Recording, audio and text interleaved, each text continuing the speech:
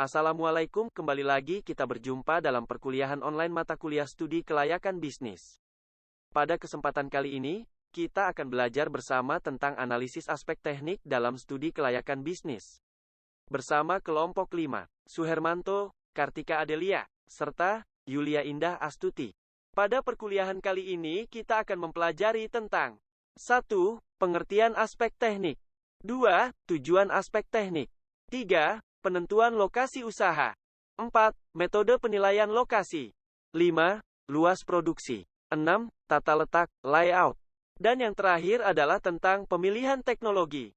Langsung saja kita mulai pada pembahasan yang pertama, yaitu pengertian aspek teknik. Aspek teknik atau operasi juga dikenal sebagai aspek produksi. Penilaian untuk kelayakan terhadap aspek ini sangat penting dilakukan sebelum perusahaan dijalankan. Penentuan kelayakan teknik atau operasi perusahaan menyangkut hal-hal yang berkaitan dengan teknik atau operasi. Sehingga, apabila tidak dianalisis dengan baik, maka akan berakibat fatal bagi perusahaan dalam perjalanannya di kemudian hari. Selanjutnya, saya akan menjelaskan tentang tujuan aspek teknik. Di sini tujuan aspek teknik yang pertama yaitu agar perusahaan dapat menentukan lokasi yang tepat, baik untuk lokasi pabrik, gudang, cabang, maupun kantor.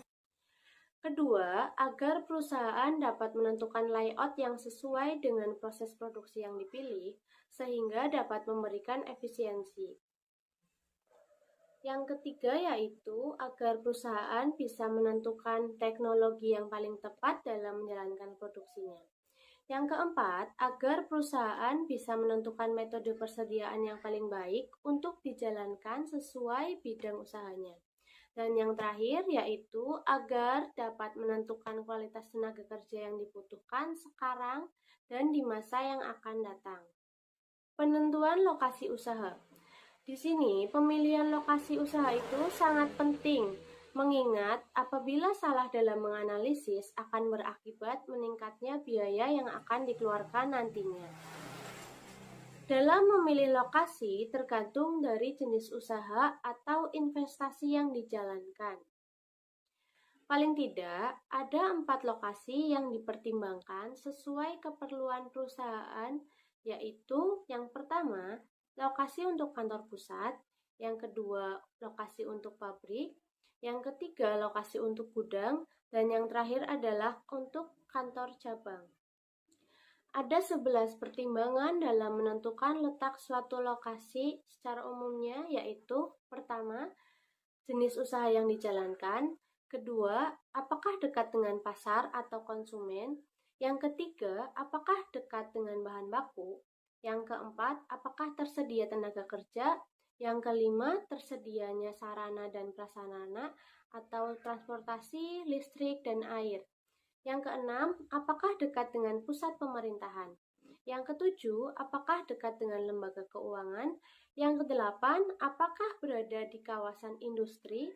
Yang kesembilan, kemudahan untuk melakukan ekspansi atau perluasan. Yang kesepuluh, yaitu kondisi adat istiadat atau budayanya atau sikap masyarakat setempat. Yang terakhir yaitu hukum yang berlaku di wilayah setempat. Pertimbangan lokasi untuk kantor pusat. Jadi kantor pusat sendiri itu harus dekat dengan yang pertama pusat pemerintahan, dekat dengan lembaga keuangan, dekat dengan pasar, dan juga tersedianya sarana dan prasarana. Kemudian pertimbangan lokasi gudang. Jadi gudang itu harus di kawasan industri, dekat dengan pasar, dekat dengan bahan baku, dan juga tersedianya sarana dan prasarana. Keuntungan yang dapat kita peroleh dengan mendapatkan lokasi yang tepat antara lain adalah 1. Pelayanan yang diberikan kepada konsumen dapat lebih memuaskan. Kedua, kemudahan dalam memperoleh tenaga kerja yang diinginkan, baik jumlah maupun kualifikasinya. Ketiga, kemudahan dalam memperoleh bahan baku atau bahan penolong dalam jumlah yang diinginkan secara terus-menerus. Yang keempat, kemudahan untuk memperluas lokasi usaha karena biasanya sudah diperhitungkan untuk usaha perluasan lokasi sewaktu-waktunya. Yang kelima, memiliki nilai atau harga ekonomis yang lebih tinggi di masa yang akan datang. Dan yang terakhir yaitu meminimalkan terjadinya konflik terutama dengan masyarakat dan pemerintah setempat. Ada pula metode penilaian lokasi. Jadi metode yang dapat digunakan dalam menilai suatu lokasi sebelum diputuskan yaitu ada 3. Yang pertama, metode penilaian hasil atau value. Yang kedua, metode perbandingan biaya atau cost comparison method. Yang ketiga yaitu metode analisis ekonomi atau economic analysis method. Faktor pertimbangan pada metode penilaian hasil yaitu pada pasar, bahan baku, transportasi, dan juga tenaga kerja. Kemudian, faktor pertimbangan pada metode perbandingan biaya yaitu bahan bakunya, BBM dan listrik, biaya operasinya, dan biaya umum. Ada juga faktor pertimbangan metode analisis ekonomi, yaitu pada biaya sewa, biaya tenaga kerja, biaya angkutan, biaya BBM dan listrik, pajak, perumahan, dan juga sikap masyarakatnya.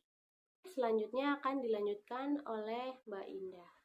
Luas produksi. Luas produksi adalah berkaitan dengan beberapa jumlah produksi yang dihasilkan dalam waktu tertentu dengan mempertimbangkan kapasitas, teknik, dan peralatan yang dimiliki, serta biaya yang paling efisien.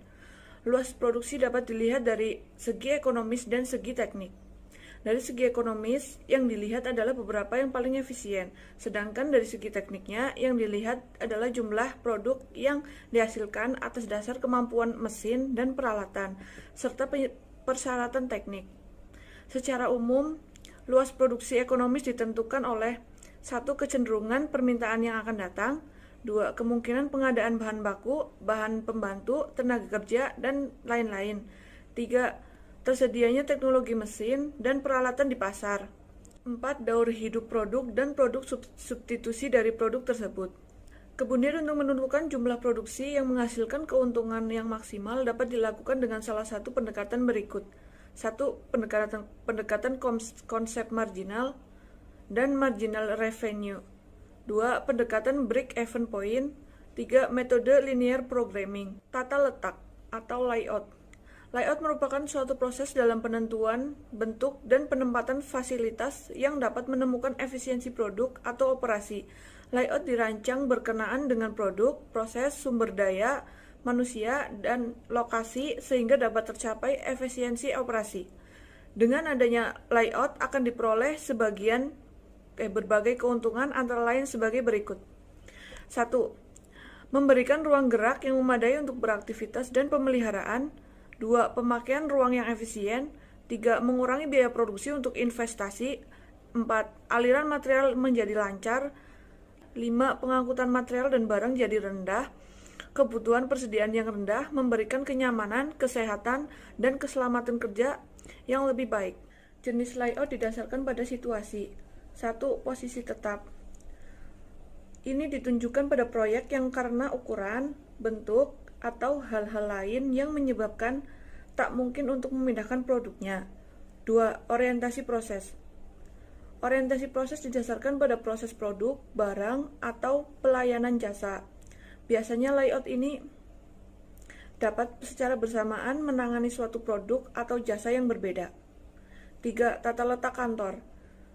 Layout jenis ini berkaitan dengan layout posisi kerja, peralatan kerja, tempat yang diperuntukkan untuk perpindahan informasi. Jika perpindahan informasi semuanya diselesaikan dengan telepon atau alat komunikasi, masalah layout akan sangat mudah. Jika perpindahan orang dan dokumen dilakukan secara alamiah, layout perlu dipertimbangkan dengan matang. 4. Tata letak pedagang eceran, yaitu layout yang berkenaan dengan pengaturan dan alokasi tempat serta luas bermacam produk atau barang agar lebih banyak barang yang dapat dipajang sehingga lebih besar penjualannya. Jenis layout yang selanjutnya adalah tata letak gudang. Layout ini lebih ditujukan pada efisiensi biaya penanganan gudang dan memaksimalkan pemanfaatan ruangan gudang. Jadi, tujuan dari layout ini adalah untuk memperoleh optimum trade-off antara biaya penanganan dan ruang gudang. Jenis layout yang terakhir adalah tata letak produk. Layout jenis ini mencari pemanfaatan personal dan mesin yang terbaik dalam produksi yang berulang-ulang dan berlanjut atau kontinu. Biasanya layout ini cocok apabila proses produksinya telah distandarisasikan serta diproduksi dalam jumlah yang benar. Setiap produk akan melewati tahapan operasi yang sama dari awal sampai akhir. Materi selanjutnya tentang pemilihan teknologi. Teknologi yang menjadi perhatian di sini adalah seberapa jauh derajat mekanisasi yang diinginkan dan manfaat ekonomi yang dikerjakan. Yang perlu diperhatikan dalam pemilihan teknologi adalah 1. Ketepatan teknologi dengan bahan bakunya. 2. Keberhasilan teknologi di tempat lain. 3. Pertimbangan teknologi lanjutan. 4. Besarnya biaya investasi dan biaya pemeliharaan. 5. Kemampuan tenaga kerja dan kemungkinan pengembangannya. Dan yang keenam, adalah pertimbangan pemerintah dalam hal tenaga kerja.